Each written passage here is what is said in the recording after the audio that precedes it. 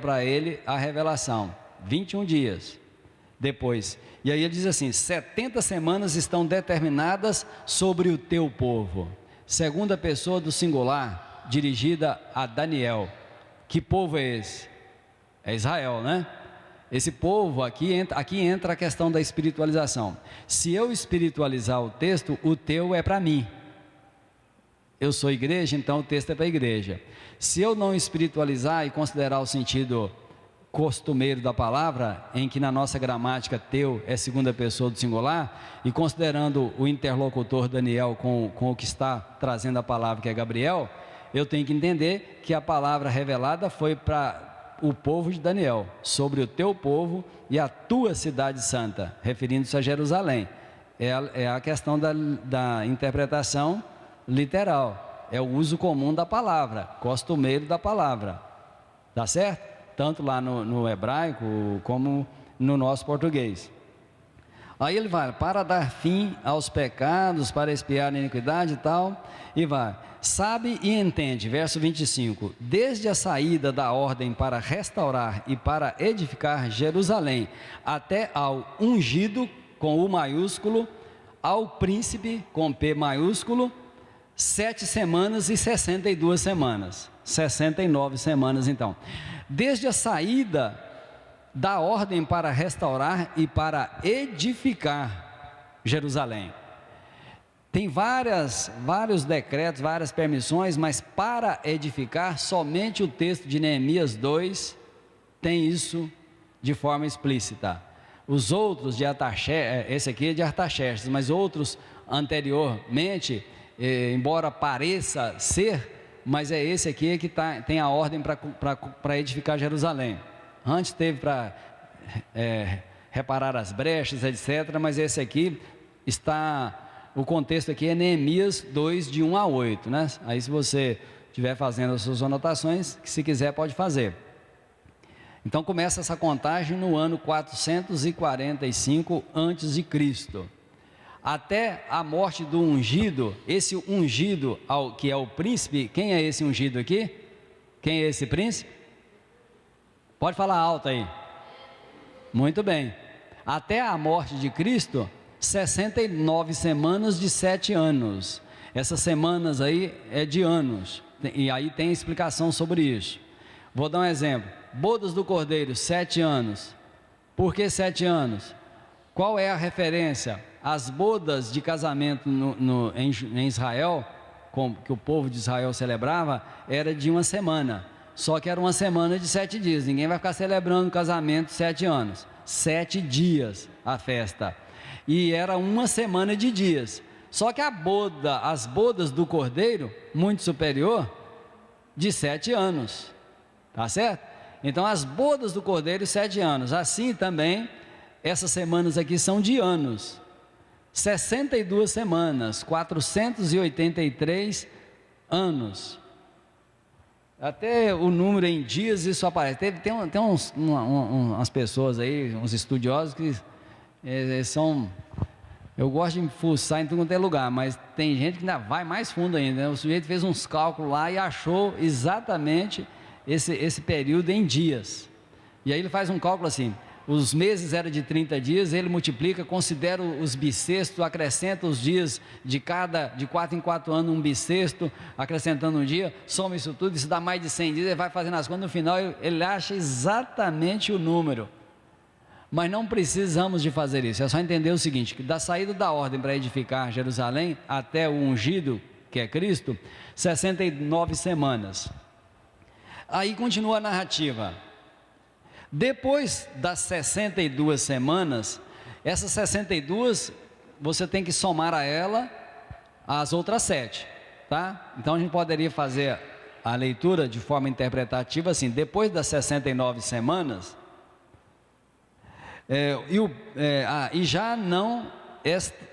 depois das 62 semanas, será morto o ungido e já não estará. Irmãos, eu estou falando 69 porque é só ler o verso anterior aí, lá atrás já falou sobre o 7, certo? 7 com mais 62, 69. Aí ele diz: será morto o ungido, que é Cristo, e já não estará. e o povo de um príncipe, agora esse príncipe é com P minúsculo, que há de vir, destruirá a cidade e o santuário. Esse príncipe aqui é uma referência ao anticristo. E será num dilúvio seu fim, e até ao fim haverá guerra, desolação, são determinadas. Ele fará firme aliança com muitos, por uma semana. Essas alianças que o anticristo fará, conforme está nesse texto aqui, aliança com muitas nações. Pensemos, o mundo está vivendo crises terríveis, é o mundo inteiro. De um modo geral, há muitas crises que são as mesmas no mundo inteiro, e na particularidade, há aquelas inerentes a cada povo, cada nação. Então, pensemos, o mundo conturbado aqui depois do arrebatamento, alguém tem que pôr ordem nessa aldeia, esse alguém é esse homem, preparado, muito capaz, politicamente, político, financeiro, enfim, todo sentido preparado, e ainda receberá a eficácia de Satanás, e ele começará então reger o mundo inteiro, e vai começar a resolver problemas até então insolúveis. Os estadistas verão isso e começarão a fazer aliança. Mercosul, por exemplo, com certeza fecha o pacote com ele. Israel vai fazer aliança com o anticristo. Muitas outras nações farão aliança com o anticristo, e ele vai colocar ordem, ele vai recuperar, ele vai trazer prosperidade ao mundo inteiro nesses 3 primeiros anos e meio, ao ponto de ser, inclusive, adorado. Eles vão dizer assim em relação a ele: quem é como a besta? Quem é? Está lá em Apocalipse. Por quê? Eles admirarão o governo desse homem, admirarão esse homem. Israel também fará aliança, só que Israel, quando entender que ele é um impostor, ele vai romper. Irmãos, na história, eu comecei a falar e deixei para agora. Quando o Império Babilônico caiu sob o jugo do Império Medo-Persa, o Império Medo-Persa é o Império de Dario, o persa Ciro o persa e Dario o da Média, né, o Medo. Ciro, ele era governador, ele era rei em Suzã. Ele foi, cerca de 10 anos depois, ou seja, em 550 a.C., ele se tornou rei lá sobre Suzã. E aí ele partiu para a Babilônia, para conquistar a Babilônia, planejou tudo e foi para lá com seu exército. No ano 539, ele passou, depois de ter desviado o curso do rio, que passava sobre as muralhas, ele entrou com seu exército debaixo da muralha de Babilônia e invadiu o palácio. Nesse momento, quem estava lá no palácio foi o último rei sobre a Babilônia. Esse rei era Beltesazar. Beltesazar, ele era corregente do seu pai. Seu pai era Nabonido, filho de Nabucodonosor. Nabonido, ele gostava muito de viajar, de ficar conhecendo outras culturas e tal, e sempre colocava Beltesazar como rei substituindo. Era o corregente, ele era o segundo então do rei. Beltesazar, nessa ocasião, estava oferecendo um banquete para 1000 de seus grandes. Você deve lembrar do texto. Ele mandou trazer os utensílios da casa de Deus que seu pai Nabucodonosor havia levado quando destruiu no ano 586 o templo. De posse desses utensílios, o Beltesazar mandou levar os utensílios sagrados, e ali ele bebeu com seus grandes vinho, fez toda a sua orgia, usando os utensílios que foram consagrados a Deus pelo povo de Israel.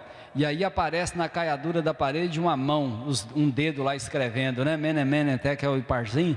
E aí os seus joelhos bateram um com o outro, ele ficou trêmulo e deve ter caído lá para o chão, ou sentou-se e começou a tremer, bateu um joelho contra o outro, desesperado. E aí vem Daniel, depois que a rainha mãe disse que tinha um lá que tinha o espírito dos deuses, então ele interpretou. pesado foste achado em falta. E naquele momento, Ciro estava entrando e passou ele ao fio da espada, destruiu eles lá, conquistou a Babilônia. Um ano depois, isso foi no final do ano 1539. Logo no início do ano seguinte, Daniel deve ter chegado para Ciro e dito assim: ó, tem uma profecia aqui do profeta Jeremias que diz isso, que depois de 70 anos é necessário que esse povo volte para lá, porque Deus disse por meio do profeta Isaías, que inclusive citou o seu nome. Isaías falou que é Ciro, e você se chama Ciro, então é você que conquistou aqui. Tem uma palavra de Deus, do nosso Deus, sobre você. Ele não é bobo nem nada. O que ele fez? No ano seguinte, 538, ele liberou o retorno de Israel do cativeiro sob a Babilônia. Zorobabel liderou essa campanha de volta para lá, com mais de quase 50 mil pessoas sob o seu comando. Voltaram para lá. E aí, esse império de Ciro, no caso, ele volta para Suzã e deixa Dario I lá reinando. Do ano 539 até o ano 333, foi o período em que durou o Império Medo-Persa. Depois Alexandre conquistou o Império Medo-Persa, começou as suas campanhas em 334 e ele morreu em 321. Daniel faz referência a ele como aquele animal que Daniel viu, que era tão veloz que ele parecia que ele estava até voando, ele nem tocava o chão de tão rápido que ele era. É uma referência a Alexandre, aquele animal carneiro, né? Voando assim, que nem tocava o chão. Voando não, correndo, né? Ele estava correndo, mas correndo tanto que chegou para dizer isso, que a conquista seria grande num período curto. No ano 321 ele morreu. O reino de Alexandre, quer dizer, o grego, era tão grande, tão vasto, que ele foi dividido em 4, e os seus generais é que passaram a reinar. E um dos sucessores aí desses reis, em um deles, que é dentre os Ptolomeus, tinha um que chamava Antíoco IV. Esse Antíoco, eu vou falar sobre isso, irmãos, para você ver como que as coisas acontecem e como que nós temos, assim como que Deus na história, Ele vai dirigindo a história e vai trazendo algumas oportunidades para nós fazermos as nossas análises. Esse Antíoco IV, ele era tão cheio de si, que ele se considerava uma personificação de Deus. Para traduzir essa ideia dele, ele disse o seguinte, que agora eu sou Antíoco Epifanes. Epifanes de epifania, manifestação da divindade. Então ele achava que ele era a manifestação da divindade. E no ano 168 ele proibiu os judeus de sacrificarem, proibiu o culto dos judeus, porque o templo, tem que dizer o seguinte, no ano 586, esse templo foi destruído em 586. E a sua construção, antes ela tinha acontecido no ano 520 até 516. E aí quando Epifânio, ele profana o templo, ele sacrifica um animal ali. E quando ele fez isso e proibiu os judeus, houve uma desolação por parte deles. Por que desolação? A abominação de Antíoco causou desolação no povo de Israel. O que Jesus diz em Mateus 24? Ali é o sermão profético. Ele cita Daniel e diz assim, quem lê entenda. Ele fala sobre o abominável da desolação. O abominável da desolação é uma referência, segundo essa linha de entendimento, de interpretação, do anticristo. Ele, na metade da semana, ele vai profanar o templo. Aí você pergunta, mas como? Não tem templo? Nessas alianças que ele fizer aí, inclusive com Israel, eu penso que ele permitirá que os judeus construam o templo. Porque a narrativa, a profecia bíblica diz que vai acontecer, então se vai acontecer tem que construir. Para construir é só permitir. Permitiu, com uns 2 meses aí eles constroem, tem tudo pronto lá. tem a planta, eles obedecem às mesmas dimensões, tem tudo, tem todo o material, só não tem a Arca da Aliança que ela está pedindo, não acharam, mas tem tudo, e eles constroem rapidamente. Profanando o templo, os judeus verão aquela abominação e aquilo vai causar uma desolação terrível. Irmãos, eu imagino assim, isso aqui a gente pensa, né?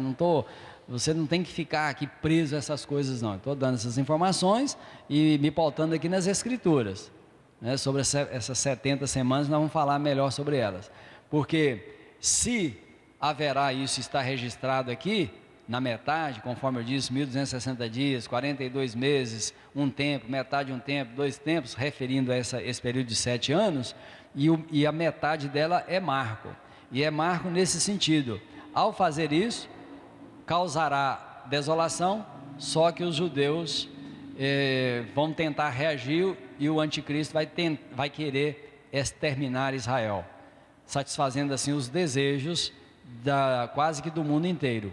Praticamente o mundo inteiro é contra Israel. Até as pessoas comuns têm uma certa bronca de judeu, né? Chama eles até de turco erroneamente. Tem uma bronca mesmo porque esse ódio é do inferno. E quando acontecer isso, eles vão querer exterminar com Israel, e aí todo Israel será salvo, porque Deus vai lhe dar livramento, e lá no Apocalipse está escrito isso, vai dar abrigo no deserto. Aí é possível que seja num bunker, né? Tem uns bunkers no deserto, né? Vocês já ouviram falar nisso?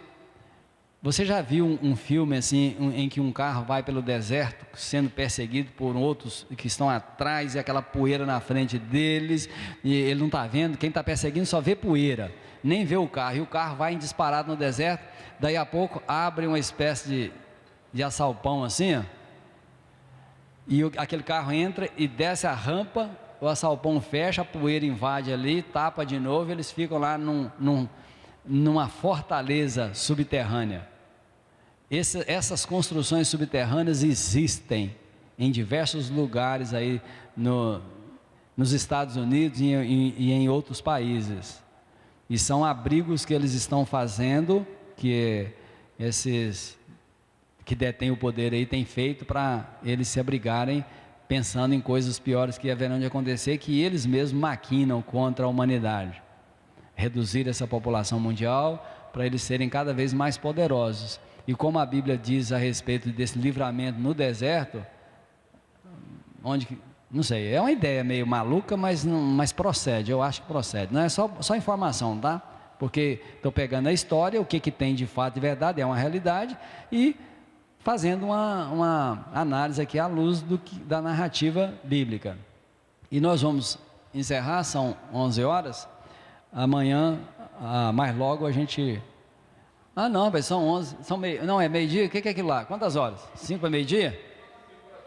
Vamos dar uma paradinha aqui? Intervalo aí, eu estou pensando que é 11, mas não é até meio-dia.